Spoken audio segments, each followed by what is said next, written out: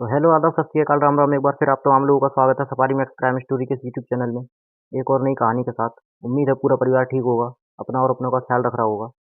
कहानी में आगे बढ़ें उससे पहले अगर आपने अभी तक मेरे इस यूट्यूब चैनल को सब्सक्राइब नहीं किया है तो प्लीज़ मेरे इस यूट्यूब चैनल को जरूर सब्सक्राइब कर दें, ताकि मैं आप लोगों के लिए इसी तरह की नई नई कहानियाँ लाता रहूँ। Please subscribe safari max crime story. तो चलिए अपनी आज की रियल स्टोरी पर चलते हैं। जैसे कि मैं हर बार सुनाता हूँ और कुछ दिन वीडियो नहीं डाल पाया, आप लोगों के लिए वीडियो नहीं ला पाया, उसकी वजह थी तबीयत।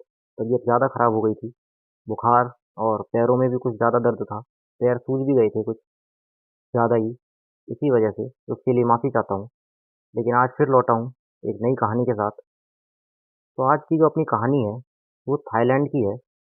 थाईलैंड की राजधानी बैंकॉक की है, वो भी पिछले महीने की। पिछले महीने मतलब 15 जुलाई 2024 की सोमवार का दिन। और कुछ लोग इस कहानी को तो दिल्ली जो बुराड़ी वाली घटना थी उससे जोड़ रहे हैं, जिस तरह से बुराड़ी कांड हुआ था।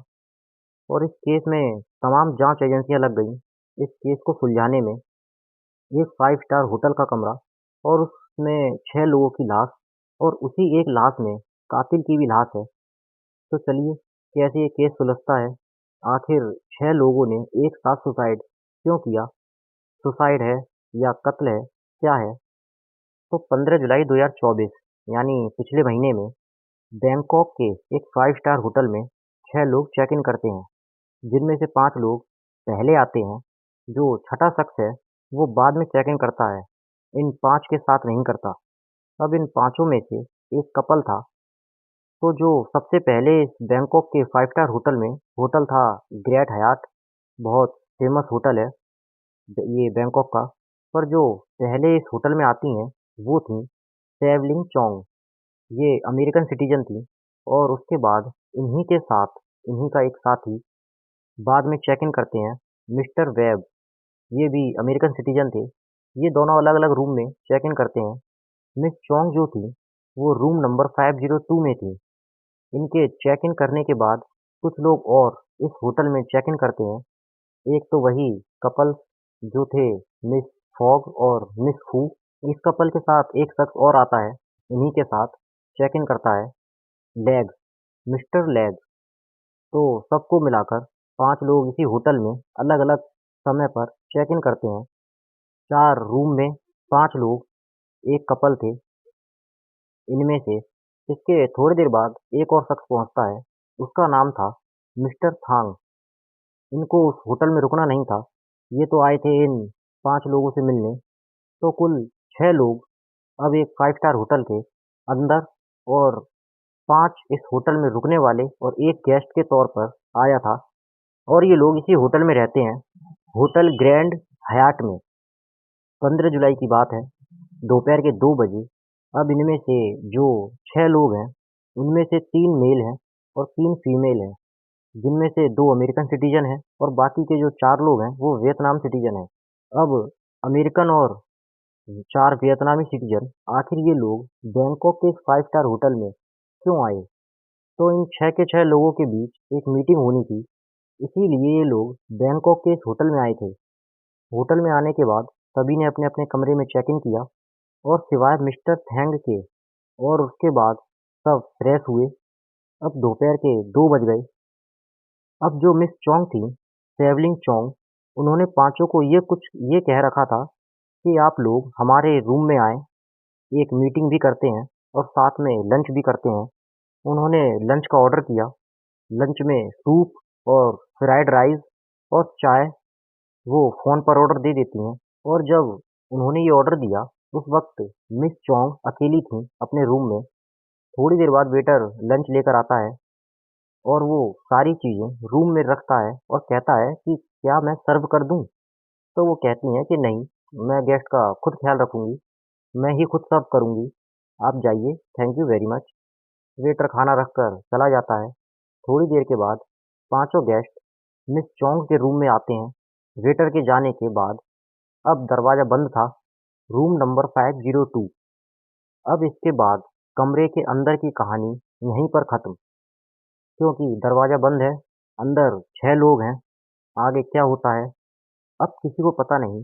15 जुलाई की दोपहर 2 बजे ये खाना सर्व किया गया था और इन 6 लोगों मतलब सिर्फ मिस चोंग को अगले दिन वापस जाना था, पर बाकी के लोगों को वापस नहीं जाना था क्योंकि वो लोग इस मीटिंग के बाद बैंकॉक घूमने के लिए भी प्लान बना रहे थे और उन्होंने प्लान बना भी रखा था। उनकी गाड़ी और गाइड वगैरह ये सब कुछ बुक था, सिर्फ मिस चोंग के अलावा। तो नेक्स्ट डे चेकआउट करना था। अब नेक्स्ट डे 16 जुलाई आ गया। मिस चोंग को फ़ोन किया जाता है कि उन्हें आज चेकआउट करना है। होटल वाले फ़ोन करते हैं मिस चोंग के रूम में, रूम नंबर 502 में, और उन्हें 15 जुलाई के दोपहर 2 बजे के बाद किसी ने तंग नहीं किया। कोई वेटर उनके रूम में नहीं गया और 2 बजे के बाद किसी ने भी उन्हें देखा नहीं था। जब रूम 502 में फ़ोन किया जाता है तो उस रूम में कोई फ़ोन उठाता नहीं है। मिस चोंग फ़ोन नहीं उठाती। फिर होटल स्टाफ परेशान होकर मैनेजर को बताते हैं। मैनेजर भी पहले अपनी तरफ से फ़ोन करके देखते हैं पर फ़ोन रिसीव नहीं होता। तब मैनेजर अपने 3-4 होटल स्टाफ को लेकर रूम नंबर 502 में जाते हैं, एक डुप्लीकेट चाबी लेकर उस रूम की, और रूम तक पहुंचते हैं। रूम को उस डुप्लीकेट चाबी से खोला जाता है। उस 502 नंबर रूम को, पर जैसे ही होटल स्टाफ मैनेजर के साथ उस 5 स्टार होटल के रूम नंबर 502 को खोलते हैं तो पूरा होटल स्टाफ डर जाता है, कांप जाता है, मैनेजर समेत, क्योंकि उस रूम में 6 के 6 लोगों की लाशें पड़ी थीं और एक शख्स की लाश तो वहीं गेट के पास ही पड़ी थी। गेट से थोड़ा सा दूर फिर थोड़ा आगे जाते हैं तो देखते हैं कि लिविंग रूम में 3 और लोग औंधे मुंह पड़े हैं, एक मेल और 2 फीमेल। इसके बाद ये अंदर जाते हैं तो देखते हैं कि बाथरूम में और बेडरूम में 2 लाशें और पड़ी हैं। ये सबको चेक करते हैं पर किसी की भी सांसें नहीं चल रही थीं। फिर ये लोग देखते हैं कि इनके नाखून और लिप्स जो हैं वो पर्पल कलर के हो चुके हैं। अब एक 5 स्टार होटल के रूम नंबर 502 में एक साथ 6 लोगों की लाशें पड़ी थीं, 2 अमेरिकन और 4 वियतनामी, 3 महिला और 3 पुरुष इनकी लाशें हैं। आनन-फानन में सभी को हॉस्पिटल लेके जाया जाता है, पर डॉक्टर उन्हें मुर्दा करार दे देते हैं। अब इसके बाद मामले की तफ्तीश थाईलैंड पुलिस करती है। चूंकि 6 के 6 विदेशी थे, तो थाई एम्बेसी वो फौरन वियतनाम एम्बेसी और अमेरिकन एम्बेसी को सूचना देती है। इसकी सूचना मिलने के बाद अब तफ्तीश शुरू होती है। पुलिस सारी चीज़ें देखती है, तो होटल स्टाफ से मामले की शुरुआत होती है। तो पता चलता है कि आखिरी बार दोपहर 2 बजे 15 जुलाई मंडे को इन 6 के 6 लोगों को एक साथ देखा गया था, वो भी जिंदा। इसके बाद किसी ने इन्हें नहीं देखा। 2 बजे के बाद आखिरी जो विटनेस था वो वो वेटर था जो लंच लेकर आया था, चाय लेकर आया था। उसके बाद किसी ने देखा नहीं। अगले दिन जब दरवाज़ा खोला गया तब ये लाशें थीं। अब जब तफ्तीश शुरू हुई तो अंदर देखा गया कि जो डाइनिंग टेबल है रूम के अंदर, उस पर 6 चाय की प्याली हैं और जो सूप और फ्राइड राइस आया था वो जस का तस पड़ा हुआ है। फ्राइड राइस और सूप को किसी ने हाथ तक नहीं लगाया। हाँ, 6 चाय की जो प्याली थी उनमें थोड़ी-थोड़ी चाय बची हुई थी। इसका मतलब इन्होंने चाय पी थी। अब जिस पोट में चाय लाई गई थी वो भी खुला हुआ था। तो पुलिस ने चाय के पोट और वो 6 चाय की प्याली को जांच के लिए भेजा। पुलिस को कुछ डाउट था और इधर पोस्टमार्टम हो रहा है और पोस्टमार्टम की रिपोर्ट आ गई। तो पता चला कि इन 6 के 6 लोगों की मौत साइनाइड से हुई है, जानलेवा साइनाइड जहर। अब एक कमरे के अंदर इनको साइनाइड दिया किसने, कातिल कौन है और इनको ये साइनाइड मिला कहाँ से, इन सब तक ये साइनाइड कैसे पहुंचा। अब पुलिस इन सवालों के जवाब ढूंढ रही थी कि इसी बीच रिपोर्ट आ जाती है उस चाय की प्याली और पोट की। उस रिपोर्ट में लिखा था, इस फोरेंसिक रिपोर्ट में लिखा था कि जो चाय की प्याली थी उसके ऊपरी हिस्से में साइनाइड लगा हुआ था। जहाँ से हम कप से चाय पीते हैं, अपने लिप्स लगाते हैं, अपने हमारे लिप्स लगते हैं कप पर, ठीक कप पर उसी जगह पूरी और साइनाइड लगा हुआ था पूरी तरफ, और उस पोत के ऊपर भी साइनाइड का लेस लगा हुआ था। इसका मतलब है जानबूझकर इनको साइनाइड दिया गया था। ताकि इनकी मौत हो जाए। लेकिन अब क्या ही सवाल थे। आखिरी वेटर को ये उस सीसीटीवी में आखिरी बार देखते हैं। उसके बाद जिस फ्लोर पर ये रूम था 502 5th फ्लोर पे, वहाँ के सीसीटीवी फुटेज देख रहे हैं। तो वहाँ के सीसीटीवी फुटेज को देखा गया तो पता चला कि उस वेटर के बाद से 15 जुलाई दोपहर 2 बजे के बाद से वेटर खाना रख कर चला गया। फिर उसके बाद सिर्फ वो 5 गेस्ट जो थे सिर्फ वही रूम के अंदर जाते हैं और मिस चोंग तो पहले से ही रूम में ही थी। अब रूम में 6 लोग जाते हैं, फिर पुलिस 15 से लेकर 16 तक का पूरा सीसीटीवी फुटेज देख लेती है। पर उसके बाद से कोई भी शख्स ना उस रूम के अंदर जाता है, ना कोई उस रूम से बाहर आता है। तो पहला सवाल यही आया कि तो क्या इन्होंने 6 लोगों ने खुद सामूहिक जान दे दी? क्या दिल्ली बुराड़ी वाला कांड इस होटल में हो गया? क्योंकि इस रूम में सिर्फ ये 6 ही लोग थे। इनके बाद और कोई आया नहीं, गया नहीं है। फिर तफ्तीश में कई चीजें सामने आईं कि इनमें से कुछ शख्स ऐसे थे जिनको अगली मॉर्निंग साइट सीन जाना था, कुछ को पटाया बीच जाना था, कुछ ने गाड़ी बुक कर रखी थी, किसी ने गाइड को हायर कर रखा था। तो जो लोग प्लानिंग करके आए हुए हैं कि उन्हें अगले 2 दिन बाद क्या करना है, तो वो अचानक क्यों अपनी जान देंगे? अब यहाँ से सवाल शुरू हुआ।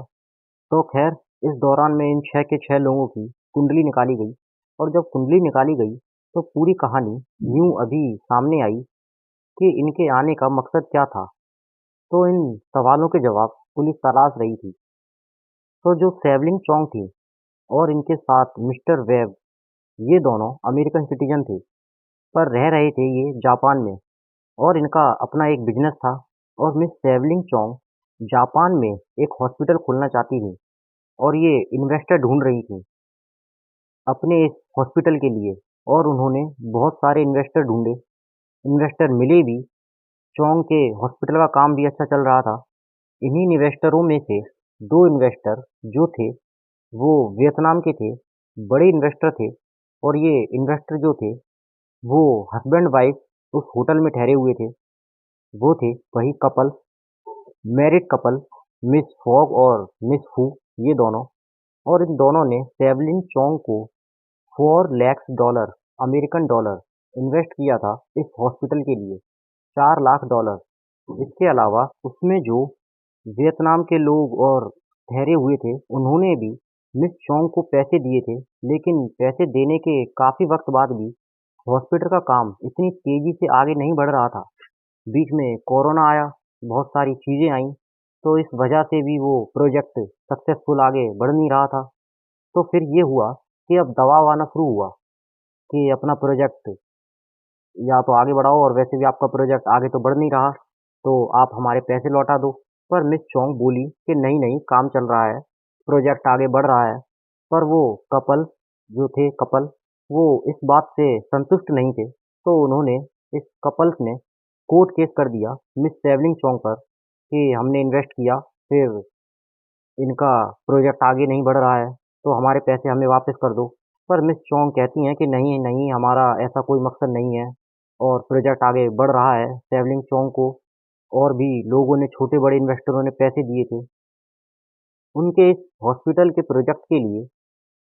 तो फिर ये हुआ कि मिलते हैं इस कोर्ट के बाहर चलकर, out of the court meeting करते हैं और सारे इन्वेस्टरों को क्लियर कर देते हैं। तो ये हुआ कि ठीक है, तो 5 इन्वेस्टर थे जिनमें से एक छठी जो थी वो मिस्टर, जो छठा शख्स था वो था मिस्टर थॉन्ग।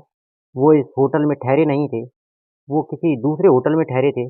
बाकी मिस चोंग पहले पहुंची, बाकी के 5 लोग बाद में पहुंचे इस 5 स्टार होटल में, ग्रैंड हयात में। इन सब ने चेक इन किया और इसी मीटिंग में इन्वेस्टरों के पैसों का और फ्यूचर में होने वाले एक्शन का जो तय होना था, वही इस मीटिंग के दौरान होना था।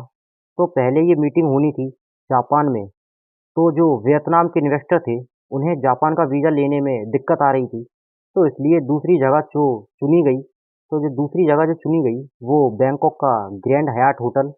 वियतनामी भी कहते हैं कि ठीक है, थाईलैंड पास में भी है और इसी चक्कर में हम लोग थाईलैंड बैंकॉक घूम भी लेंगे। इसीलिए ये मीटिंग जापान की बजाय बैंकॉक में हुई और 15 जुलाई मंडे को इस मीटिंग की तारीख तय की गई और सब लोग इसी तारीख को पहुंचते हैं दोपहर 2 बजे। पहली मीटिंग होनी थी और इसके बाद एक दो मीटिंग और होनी थी वो रात में, और फिर इस मीटिंग में सब तय हो जाता, पैसों को लेकर, हॉस्पिटल को लेकर, हॉस्पिटल के प्रोजेक्ट को लेकर। इसी मीटिंग के लिए ये लोग कमरे में पहुंचे, खाने का ऑर्डर दिया, फिर कमरा बंद और बाद में अगले दिन 6 लाशें। अब ये कहानी सामने आई पूरी। अब इधर ये कहानी आई तो फिर होटल के स्टाफ से पूछा गया तो उन्होंने कहा कि जब सैमलिंग चोंग आई यहाँ होटल में, जब वो आई थी यहाँ पे, तो थोड़ी नर्वस थी। उनकी बॉडी लैंग्वेज बड़ी अजीब थी, लेकिन फिर अचानक उन्होंने अपना ड्रेस बदला और बड़ा रंग बिरंगा कलरफुल उन्होंने कपड़े पहने, जैसे कोई जॉली मूड में हो, उसमें हो। लेकिन उनके चेहरे से लग रहा था कि वो बहुत नर्वस हैं। और उसके बाद कमरे के अंदर की कहानी किसी को पता नहीं है। तो जब छानबीन हुई तो देखा गया कि कोई और तो नहीं था जो आना था, जिसको आना था और जो आया ना हो। शायद वो पर्दे के पीछे का शख्स हो। तो पता चला कि हाँ, एक और शख्स को आना था इस मीटिंग में, उस 7वें शख्स को, पर वो आया नहीं। फिर जब तफ्तीश करी पुलिस ने तो पाया कि कुछ अपनी पर्सनल प्रॉब्लम की वजह से वो आया नहीं, नहीं आ पाया वो 7वां शख्स इस मीटिंग में। इन 6 लोगों के पास वो शख्स एक दम साफ सुथरा मिलता है, उसके पास उसके खिलाफ या उसके लिए कुछ भी पुलिस को ऐसा कुछ मिलता नहीं। वो भी एक इन्वेस्टर था। तो फिर क्या 6 लोगों ने एक साथ जान ले ली? यहाँ इन्वेस्टर अपना पैसा लेने आए हैं, कोई रिलीजियस धार्मिक ऐसी चीज नहीं है। पर सभी की मौत का जो तरीका था वो सब एक जैसा है, सभी लाशें एक जैसी। तो फिर पता चला कि जो वेटरेस और वेटर अलग अलग दो लोग थे जिनको ऑर्डर दिया गया था। उनसे जब बातचीत हुई तो उन्हें बड़ा अजीब बिहेवियर लगता है। जब उसने चाय और खाने का ऑर्डर दिया और फिर जब वो उनके दरवाजे तक लेकर गई, चाय वगैरह लेकर गए सेवलिंग चौंग के। और उससे पहले जब उन्होंने होटल में चेक इन किया था सेवलिंग चौंग ने, तब भी उसने वेटर से चाय मंगाई थी और वो चाय खुद वेटर ने उन्हें बना कर दी थी। सेवलिंग चौंग के कहने पर वेटर ने खुद चाय सर्व करी थी सेवलिंग चौंग को। पर जब दूसरी बार उन्होंने रूम में खाना और चाय मंगाई तब भी वेटर ने कहा कि मैडम क्या मैं सर्व कर दूं, तो सेवलिंग चौंग ने मना कर दिया था वेटर से सर्व करने के लिए, कहा मैं खुद कर लूंगी, आप जाओ, थैंक यू वेरी मच। और इन्हीं दोनों वेटर और वेटरेस ने ही इस सेवलिंग की हलचल और बॉडी लैंग्वेज पर नोटिस किया था। वो घबराई हुई और डरी हुई लग रही थी। और उस वक्त उस रूम में सिर्फ चौंग ही थी। चौंग के गेस्ट वेटर के जाने के बाद आए थे और पहली बार में वेटर से सर्व कराया और दूसरी बार में सब कुछ खुद किया। तो जिस वक्त ये साइनाइड मिलाया गया चाय में, वो चौंग ही मिला सकती हैं, क्योंकि बाकी लोगों का तो प्लान था इस मीटिंग को खत्म करने के बाद अगले दिन पूरा बैंकॉक घूमना, थाईलैंड की और जगहें घूमना। बस एक मिस चौंग थी जो सिर्फ एक दिन के लिए ही वहां रुकी थी। उन्हें अगले दिन चेकआउट करना था और खाना रूम में आने के बाद और वेटर के जाने के बाद उस रूम में चौंग के अलावा कोई नहीं था। और इसी समय में मिस चौंग ने चाय के कप पर और पोट के ऊपर साइनाइड लगा दिया और साइनाइड लगाने के बाद ही बाकी के लोग रूम के अंदर गए। और जैसे ही चौंग ने उन्हें चाय सर्व करी, उन्होंने चाय पी और मारे गए। अब बात ये निकल कर आती है कि आखिर क्यों, वजह क्या थी, मोटिव क्या था इन पांचों के साथ खुद को भी मार लेना। तो वजह मोटिव निकल कर आता है तो वजह ये थी कि वो बहुत ज़्यादा डिप्रेशन में आ गई थी सेवलिंग चौंग इस प्रोजेक्ट के फेलियर होने से। और इसके अलावा इन्वेस्टरों का इतना पैसा था उनके ऊपर, करीब 8 से 9 लाख डॉलर सिर्फ इन ही लोगों का, बाकी छोटे मोटे और इन्वेस्टरों का पैसा वो अलग। तो मालूम था कि ये प्रोजेक्ट सक्सेसफुल नहीं होगा और अगर आज इस मीटिंग में सब ठीक नहीं हुआ तो दिक्कत हो जाएगी। ऊपर से कोर्ट केस भी चल रहा है, मीटिंग खराब रही तो जेल भी जाना पड़ सकता है और पैसे हैं नहीं मेरे पास। और आखिर में जब थाई पुलिस से ठीक से जांच नहीं हो पाई तो थाई पुलिस फिर एफबीआई के पास गई, अमेरिका की एफबीआई, उससे मदद मांगी उससे मदद ली। एफबीआई की टीम थाईलैंड पहुंची। वहां जाने के बाद उन्होंने 6 के 6 कैरेक्टर को, पूरा प्रोफाइल को खंगाला। रूम को पूरा उन्होंने रिक्रिएट किया और वो जो साइनाइड मिला उन सारी चीज़ों को देखा। करीब 10 दिन तक एफबीआई की जांच चली और आखिर में एफबीआई ने जो अपनी रिपोर्ट थाई पुलिस को दी वो ये थी कि जो 6 लाशें मिली हैं उनमें से 5 मर्डर हैं और एक सुसाइड। 5 लोगों का कत्ल किया गया और एक ने कत्ल करने के बाद खुदकुशी की। और जो 5 कत्ल हुआ था उनमें 4 वियतनाम के थे और एक अमेरिकन सिटीजन अमेरिका का।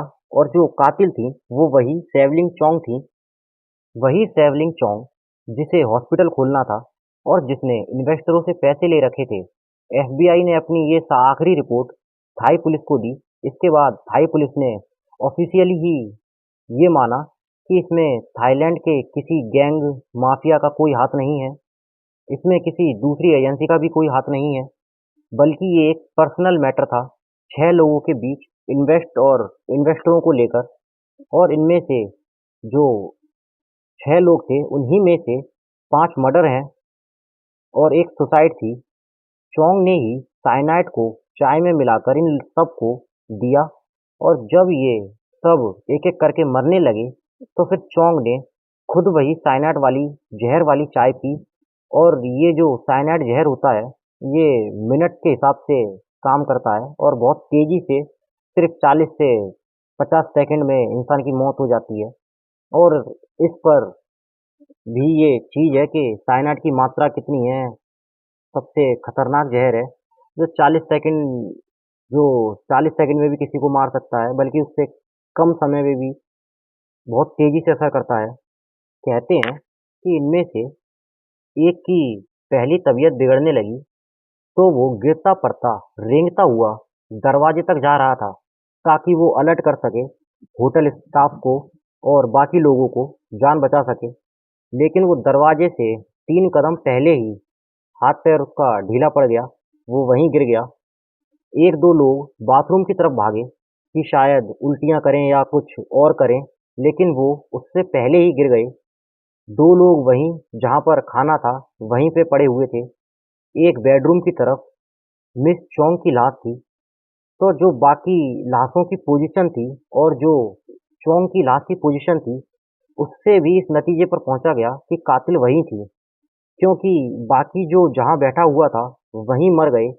उनमें से जिसने कोशिश करी बचाने की तो या तो दरवाजे की तरफ या फिर बाथरूम की तरफ। इकलौती सेवलिंग चोंग ही थी जो बेडरूम की तरफ थी अपने। यानी जब उन्होंने पांचों को देख लिया कि अब ये मर गए तो फिर बड़ी तसल्ली से उन्होंने चाय उठाई और उसके बाद वो पी और अपने बेडरूम की तरफ गईं। तो एक अफसोसनाक कहानी, इन्वेस्टरों के पैसे न लौट आने और एक प्रोजेक्ट के नाकाम होने के बाद एक ऐसी प्लानिंग जो कई देशों को छोड़कर बैंकॉक में मीटिंग रखी गई। फिर अमेरिका से वो आती हैं और बाकी को वियतनाम से बुलाती हैं और एक कमरे में 6 लाशें मिलती हैं और आखिरकार पुलिस ढूंढ निकालती है इन 6 लाशों के बीच वो मुर्दा कातिल कौन है। वो मुर्दा कातिल सेवलिन चोंग थी। तो ये थी आज की रियल स्टोरी, एक सच्ची कहानी। अगर कहानी आपको पसंद आई हो तो कहानी को लाइक करें, कहानी को अपने दोस्तों के साथ शेयर करें और इसी तरह क्राइम से जुड़ी कहानियाँ सुनने के लिए मेरे इस यूट्यूब चैनल को ज़रूर सब्सक्राइब करें, ताकि मैं आप लोगों के लिए इसी तरह की क्राइम से जुड़ी सच्ची कहानियाँ लाता रहूँ। तो जाते जाते चैनल को सब्सक्राइब करके जाना, कहानी को लाइक करते जाना। तो मिलते हैं अगली किसी नई कहानी के साथ। तब तक के लिए अपना ख्याल रखना, अपनों का ख्याल रखना और safari max crime story channel का ख्याल रखना। Please subscribe safari max crime story. Thank you so much.